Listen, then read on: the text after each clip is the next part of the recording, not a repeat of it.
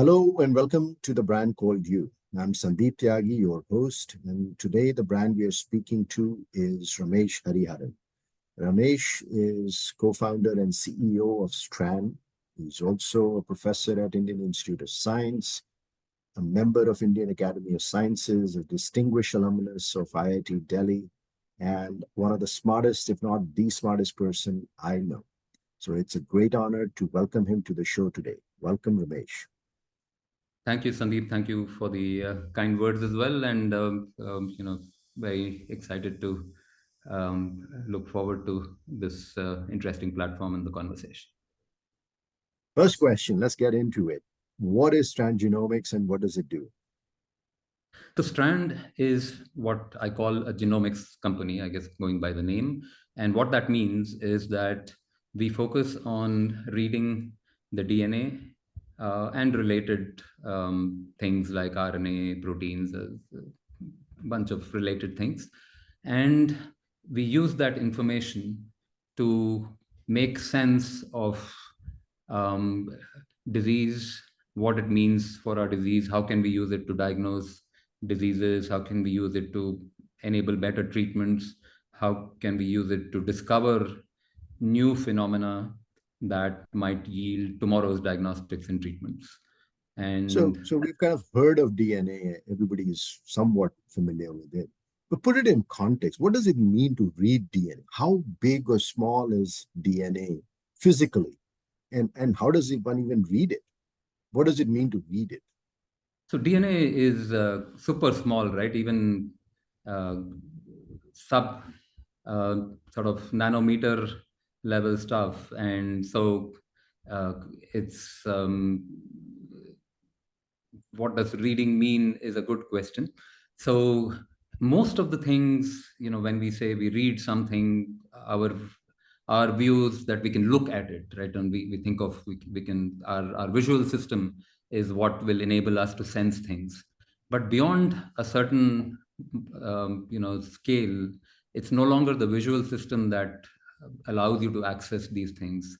It's typically various molecular biological tricks that eventually lead to a visual output that we can see.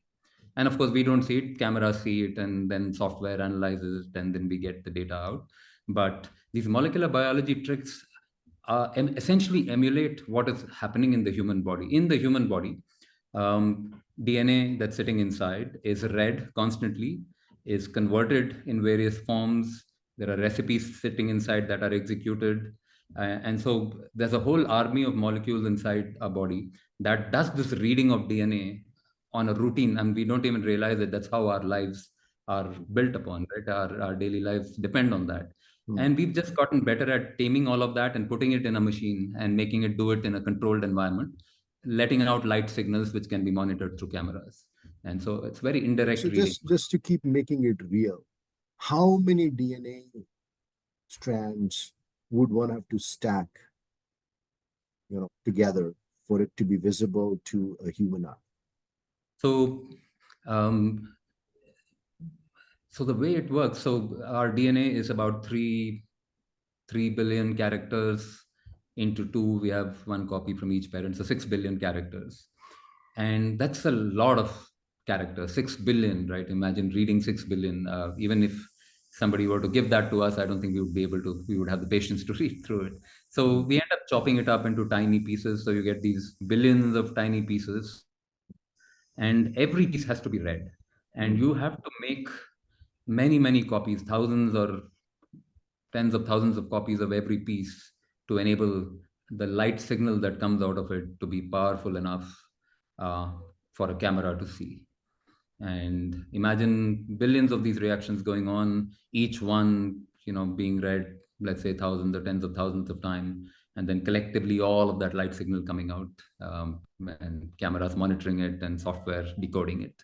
That's the Hmm. sophistication that we are at. Wow.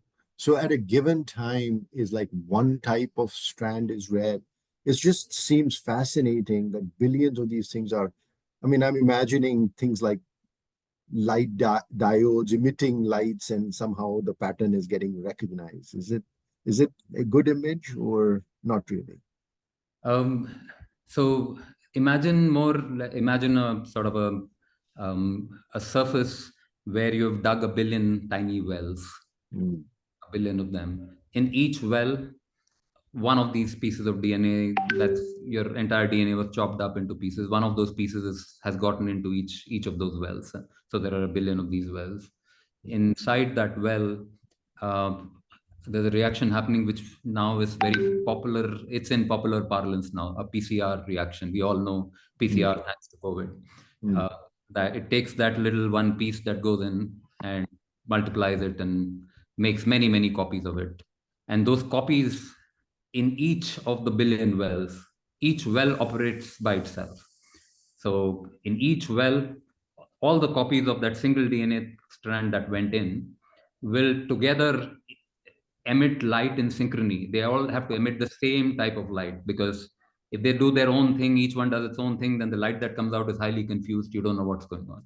Okay. So, but different wells will do their own thing independently, and the camera will monitor all billion wells at the same time. So imagine a billion pixel Mm. um, camera that's, of course, the way it does it, it moves around and captures them sequentially partly, but that's the That's the idea. happens. Very Yeah. interesting. And what Strand has built is the software to really process all of this stuff.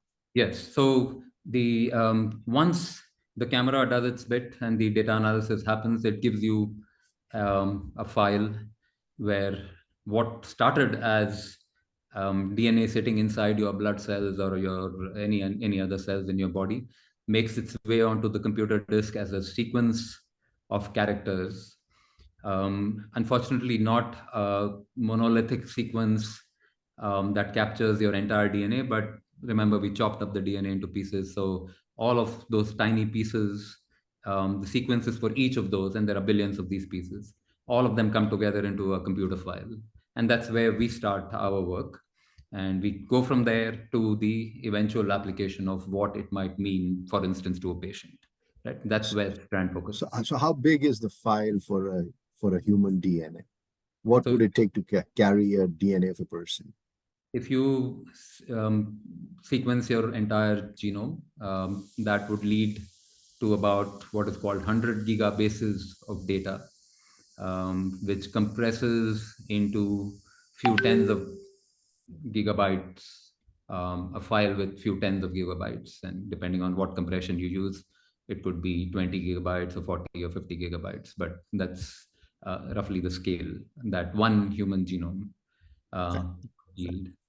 Fascinating. So I mean, literally, you could carry all the information, which is carried in DNA, which is so small, but even humans could carry that information in like a thumb drive. Yes, indeed. But I'll tell you an even more mind-boggling fact. Of course, we carry that Mm. information, but we carry that information 100 trillion times over, because we have like order of between 10 and 100 trillion cells in our body, and each one has a Has copy. the So we wow. have this entire gigabytes of information multiplied 100 trillion times inside our. Fascinating. What a unique, different kind of a business and enterprise you built. Tell us, how did it come about? I know you guys, you were a professor when you started this. What was that like? Um, I think like all sort of ambitious, adventurous businesses, um, the founding of such things is driven, I think, by only two. I think two key things, or maybe yeah, two key things I would say. One is some undefined passion, I would say undefined, detailed perhaps passion in the area, and the second is a s- a sense of, you could call it a sense of innocence, a sense of bravado, a sense of optimism, a sense of belief that things will just happen. Hmm. That Hmm. Hmm. I think those two things usually combine together to create these things. So when four of us met at the Indian Institute of Science, I and my three colleagues, we had all roughly joined the faculty at roughly the same time, and we started talking about doing something more locally meaningful than just writing the papers and working with collaborators abroad that we were doing. um, the what all four of us shared was we knew nothing about business. We we never, tried to build one or really studied businesses very carefully. So there was this complete innocence that things will just happen, and Mhm. uh, and there was of course a great deal of passion. In India was starting to emerge at that time. We'd all come back, many of us from the US, and wanted to make broader local impact on all of that. So I think those two things led eventually to the creation of a company. Now, the nature of the company, of course, was driven by the fact that I had a lot of interest in combining biology and computer science that had started from the Human Genome Project and started from my PhD days, where I was working on related problems, Mhm. which eventually, when I came back to IISc, which is a biology stronghold, allowed us to interact a bit more with the biology departments and understand what that is about. And that's, and things. Yeah. So four professors come together, and you didn't just create, you guys were one of the first to do this, if not the first. And you didn't just create one company, you created another one called Simputer, which was trying to do something in the digital divide space. Tell us about that as well. Indeed. So when the four of us came together, there were two themes that emerged. One, of course, was combining computer science and biology and saying how do we address problems in healthcare and life sciences. And the second was how do we address the bridge the digital divide. And um, and remember, these were the days where while the internet revolution was just happening. I mean, the dot com, we were probably in the midst of the dot com era at that point. The mobile world had not yet dawned to the same extent. And certainly the AI world was far away. The uh, at that point of time, we had sort of the foresight to say that the way the digital divide would be bridged is if we create a device that, one, would be cheap enough, second would be expressive and powerful enough in local languages, that people could just carry it in their hands as opposed to working on the heavy desktops that we were used to at that point of time, or Mhm. even the heavy laptops of that era. So that led to the us creating this device or this concept called the Simputer, which we meant for a simple computer for the masses, that was driven through interesting interfaces that to this date I think were well ahead of their times. Imagine in 1999 we had an accelerometer in there. We could actually tilt the device, and the whatever object was on the screen would actually follow the path of gravity and go go down. And we created games with those things. We had text to speech in Indian languages, multiple Indian languages, a number of interesting UI innovations there, and so on, right? So that was the second company. Now the four of us, and we ended up sort of, while all four were involved in all four companies, we put primary responsibility. We split like two and two, and Sure. two of Sure. us went here and So two. what was, no, these are two very different worlds, world of academia and world of business. And I'm sure you have tons of stories, but what is one kind of memorable story on a surprise that you got as you started in the world of business, or even was operating in world of business, and say, well, never thought of that we'd have to deal with this. The one big surprise, right at the outset, it starts showing. So in academia, when you talk to other people, you're reasonably measured in what you say. You sort of tend to be careful. You tend to be a little precise. You in as I started, we hired our first BD guy, and we started doing the rounds, trying to understand what the industry is about, the market is about, and invariably you start selling, I guess, even before you realize it. And you would just, I noticed people all around me, and I would look left and right. People would just say, uh, there was no grounding to these. You don't have to be true. You didn't. Everybody was curing cancer right away. Yeah, you didn't have to have a lot of grounding. You didn't have to have a lot of backup to what you were saying. I think a lot of things are said, and that's part of the game. I mean, of course, eventually things catch up, but it's certainly um, part of the business world is to lead with with freer expression than the, lead with a story and then create the reality. And what is one thing that you miss from the world of academia?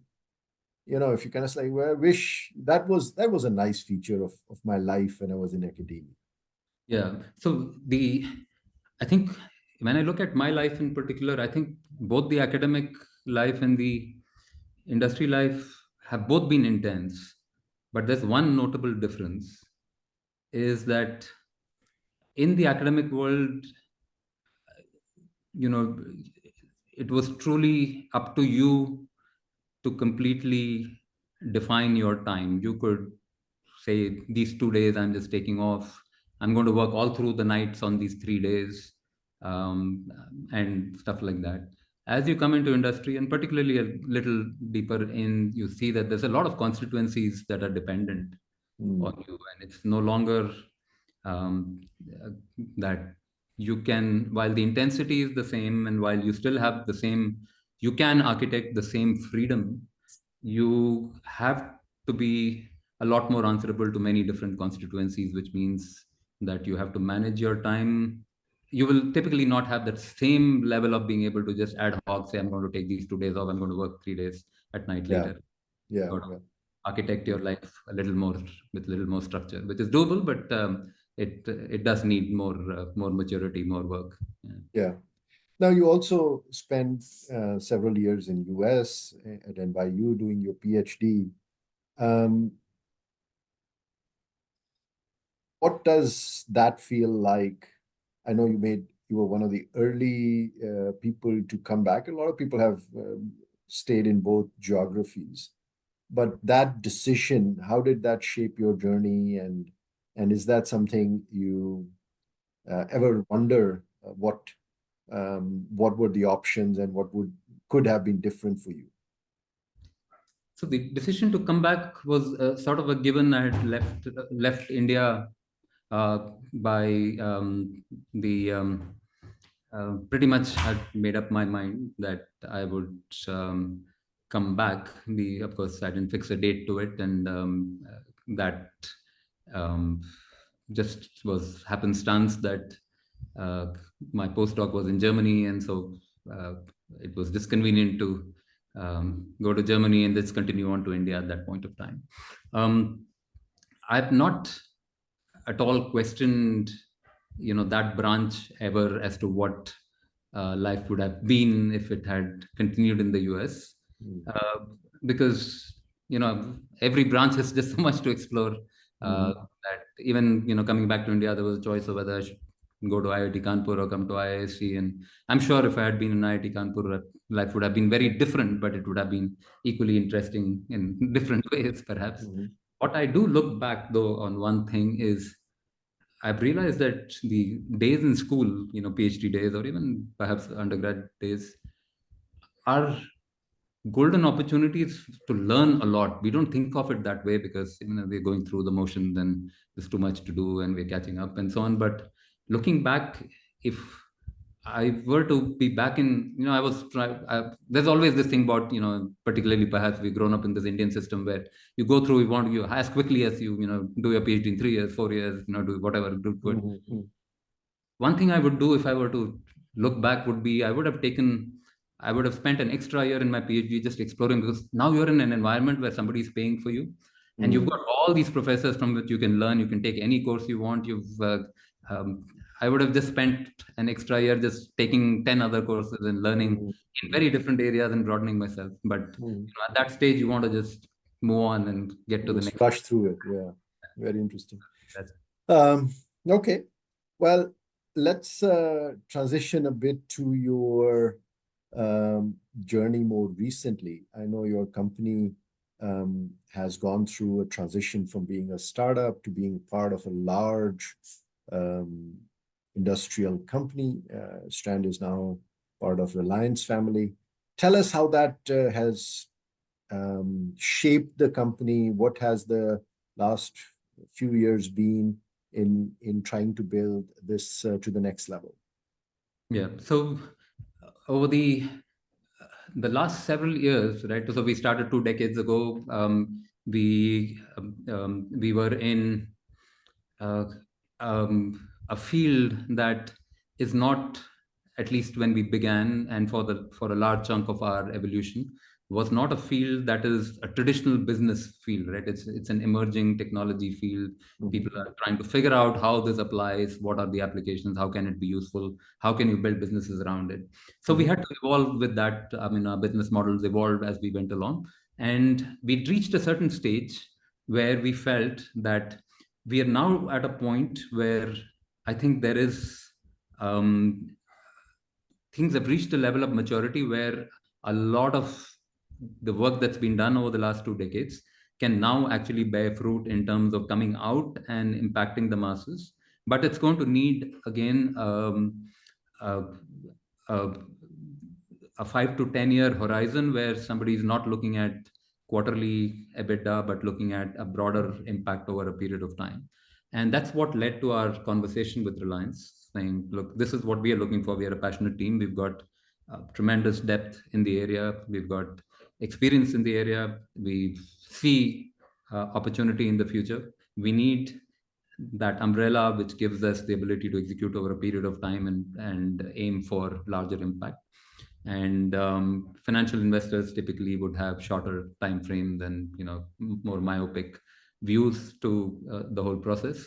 And Reliance was remarkably supportive in saying, yes, no, we'd like you guys to become really big, and we'll support you. We'll provide you the independence to run as long as you have the ambition to build towards scale, and that you sort of put your heads down and do the hard work. And so that is what led to the relationship, and that's broadly panned out. I think we have the blessing of aiming for scale. I think we need to do a lot more to get there, but that's part of the process. And the last 2 years, I would say, have been amongst the best in the history of the company, where there's been a lot of intensity in taking everything that we've done and trying to bring it out, building the teams to the next level so that we can scale. And it's a lot of things happening, which hopefully will become more visible in the days to come. Good. Let's transition to your personal journey. Where were you born? What was your early childhood like? What's kind of like a memorable thing from your early years? So I was born as south in India as south in the mainland of India that you can get, just maybe less than less than 100 kilometers, sure, maybe even less from Kanyakumari, which would be in Trivandrum.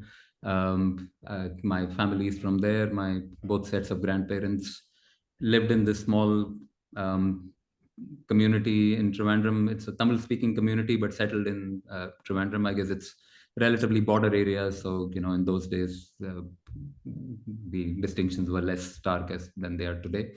And so I was born in a hospital next to the railway station in Trivandrum, but my parents had already, before I was born, had already moved from Trivandrum to Delhi. That's one of the consequences of, Kerala, as we all know, is amongst the most educated of states, and everybody around me whom I remember, my parents are both masters. Everybody I could see around me was very highly educated, but Kerala was also a communist state, which meant for whatever good, right, or wrong, the industry and the jobs situation there was not exactly very fertile, and so people would invariably move north for career prospects, and in hordes, right? So a lot of people, including my parents and other relatives, ended up moving to Bombay or Delhi, and so I grew up, therefore, in Delhi.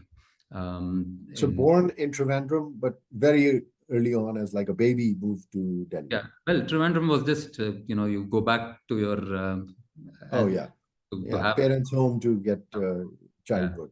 Yeah, that was it. My parents had already moved to Delhi prior. Okay. And so I grew up in Delhi, but every summer we would go back to Trivandrum. So there's a strong part of both grandparents' houses in Trivandrum and that whole milieu in my upbringing. But I grew up in Delhi, and the best part about where I grew up in Delhi was I grew up in Hoskas, which is, of course, next to IIT where we all studied. But more importantly, I grew up right in the midst of a green belt. So we had the deer park, which was next to me, and there was the rose garden, and there was a stretch in between that was wild. And so the most formative memories of my childhood, and we, in front of every row of flats was this big park where you could play. So the most formative memory is, playing out in those parks, running into deer parks, doing sort of long runs, exploring the tombs there. And so that was a rich element of my childhood. We had a bunch of um, kids that I grew up with. Most notable of them, of course, was Shah Rukh Khan was in the neighborhood, and we would head out into Deer Park every summer morning, running and all of that. So Oh, those were all really? I didn't know that about your background. is a claim to fame of that neighborhood. Okay. And um, from that, or in your early age, is there a person that really shaped your worldview in terms of either somebody you directly knew or somebody you read about that shaped your worldview and say, this is kind of what I would like to be? We never knew what he did, but what was clear was that for him the work was, whatever it was. I guess it was his way to earn his money, but he built a whole interesting world at home, um, doing interesting things. And I'll tell you. So every morning at 5 a.m. the typewriter would start. Right, he would be hammering on the typewriter. Mm. He became a writer eventually, writing very prolific, wrote a lot of initially politics, and then he wrote children's stories and all. But imagine those days with a typewriter to be able to compose these things and do it Mm. without mistake, Mm. and the speed at which I would wake up to, him typing away. And that was my first exposure to creative, passionate creative output that's not driven by, your external world, your career, your what somebody else is telling you to do. You're just purely an individual. And then, there were these magazines that would come. They would have these little math puzzles, and uh, I was doing one of those one day. I was just trying to look, and in fact, I remember the puzzles also. It might be interesting for some people in the audience to. Yeah, yeah. It, it had the following. It said REKHA. That's the first line. Mm. Next line is into four, like you would do a, like in our school we would write, 1, 2, 3, 4 and Mm. multiplied by 3, 5, Mm. right? So Mm. REKHA Mm. multiplied by 4, Mhm. and then you draw a line, and then the answer below is REKHA reversed, so it will be AHKER, right? Mhm. Mm. And now you have to figure out what digits are REKHA. Mm. This was in the school, early in school, maybe in seventh or eighth or something. And I froze at this. Of course, I didn't know what to do. Then he came in, he looked at it, he said, okay, let's start. A can be what, 1 or 2 or 3. Okay. Let's put one. Okay. And then, this fails. And the speed at which he did that exploration, Mm. he didn't do anything magical, right? He was, Mm. he was just exploring the search space, Mm. but the speed with which he did it stuck in my Mm. mind that, I mean, this is how you solve problems. There are always choices, and Mm. you can't freeze in the face of those choices. You got to Mm. take them head on and execute, one after the Mm. other. You'll get stuck, Mm. and then you Get to come a blind alley and turn back, and and retract it's back like very a, rapidly. Yeah, yeah, yeah, very, very, very common search technique, but implemented that way must have yeah. been for a young person to get exposed to it. Mm. That was, and then I watch him do these cryptic crosswords, right? I mean, and they are strange, those clues. For example, in a cryptic crossword, they'll say butter, and the answer would be a goat, because butter is somebody that butts a goat Yeah, butt, right? And so right. you have to think of things in a completely non-standard way. You have to look at it. Right. Flower is a river because it flows, right? And so these words would be used in ways that would make you think in different ways. So that Mm. was a very interesting set of exposures that I think definitely shaped me um, for a Very long interesting. time. Very interesting. Um, besides your, I guess, work and family, do you have a passion or a cause or something that you feel deeply about, care deeply about, and would want to give a lot of your time and resources when opportunity arises? So the so I do sort of care a lot about science education, and I do continue teaching at IISc for that reason. In spite of sort of having stepped out into the industrial world almost 2 decades ago, uh, uh, science is often perceived as boring, right? And that's the challenge with a few people get onto it, not because they get inspired by something or they do get inspired by something, but because they have a knack for like problem solving, and they get a little kick out of solving small Mm, problems, and they get onto it. But often they stay away from the messier worlds of biology and chemistry and this and mm, that. So science education of demystifying, simplifying complex things is certainly one area that I spend time on. mm, Um, and uh, a lot more needs to be done. I don't think I've succeeded with either of my children personally on that front, in inspiring them, but they've both been inspired in different ways, and they're doing their different things. But it's certainly yeah, um, hopefully there are other people who've gained from yeah, that. yeah. uh, Well, that's a good segue. I mean, I know you have two kids, your son and daughter.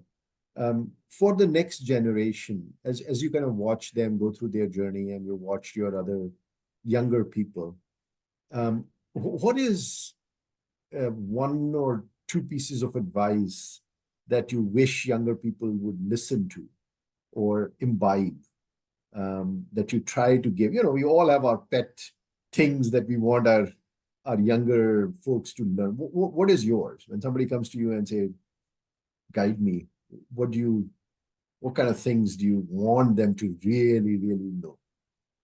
yeah, it's I've thought about this for a while as to what if a young person listens to Mm-hmm. somebody who's experienced, then they're going to get completely biased in following the same track, right? Mm-hmm. On the other hand, they're going to learn some things that will avoid pitfalls that have already been charted and already been figured out. Right. It's a very tricky balance. I mean, we as seniors, perhaps as middle-aged seniors or parents or all of that, tend to fall in the trap of wishing that the others listened to us and Mm-hmm. followed our footsteps. But I've come to the conclusion that all progress depends on the next generation not necessarily following our footsteps, but exploring new uncharted territory, which necessarily means doing things in ways that we would not do it. But then, there is a balance. The smart person would the smart youngster would eminently explore the world without being bogged down by the parents and the seniors, but would listen Mm. carefully to the seniors and somehow abstract enough out of it without getting biased to avoid the pitfalls that can be avoided. It's a balancing act. Interesting. I don't So you're know. putting the responsibility on the young person, saying we can't really do that without creating biases. They need to figure out what to pick and use. Yeah, yeah, yeah. It's Interesting. Well, we are almost to the end. A few more questions. These are rapid fire. I'm going to just ask you quick things to know more about you as a person. What is your favorite movie? actually I don't have one.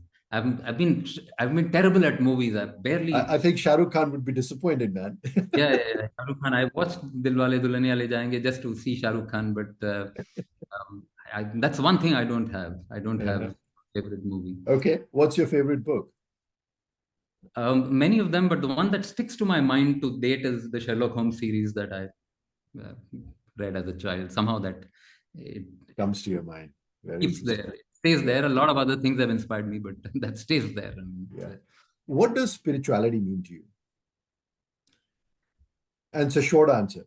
yes. So spirituality to me means simply do the right things that you believe are good for you, good for the society, not because um, a religion demands it, a book demands it, because you'll make people happy around you doing it. That's it. If you had an option of going to a beach alone for a walk or going to the city center and having a dosa in a crowded restaurant, which one would you pick? Oh, the beach any day. I mean, the beach is. Uh, I would run on the beach. The sand is a little soft and not easy, but it would be. I usually, and every time I'm close to one of these places, I run on the beach. That's one of the favorite running experiences. What is is running your favorite sport? Not favorite sport, but hockey used to be my favorite sport. But over the years, as one has gotten busy, running has certainly become a very important part of one's life, and it's has a lot of good things to it. Yeah. If you were supposed to attend a big 4-hour meeting and it got canceled at 1 minute before it was supposed to start, how would you spend the time? Oh man, I have my to-do list is at this point running across several. I think I need several rebirths to get there. So, so just pick up the next item from the to-do list and get onto it. Keep going. It's like, All right. Well, it has been fun, and I certainly learned, even though I've known you for decades. But last question: what is brand Ramesh Hariharan in your own words? uh, I would call it laid-back intensity. Be intense, but be calm, be nice, be fun. I mean, that's And he says it with a disarming smile. He's got to-do list which is running into pages and will take lifetimes, but he's calm and smiling. That's our man, Ramesh. Thank you so much for coming on the podcast. Thank you, Sandeep. Very nice conversation. Thank you so much for that. Yeah. Thank you for listening to the Brand Called You videocast and podcast, a platform that brings you knowledge, experience, and wisdom of hundreds of successful individuals from around the world. Do visit our website www.tbcy.in to watch and listen to the stories of many more individuals. You can also follow us on YouTube, Facebook, Instagram, and Twitter. Just search for the Brand Called You.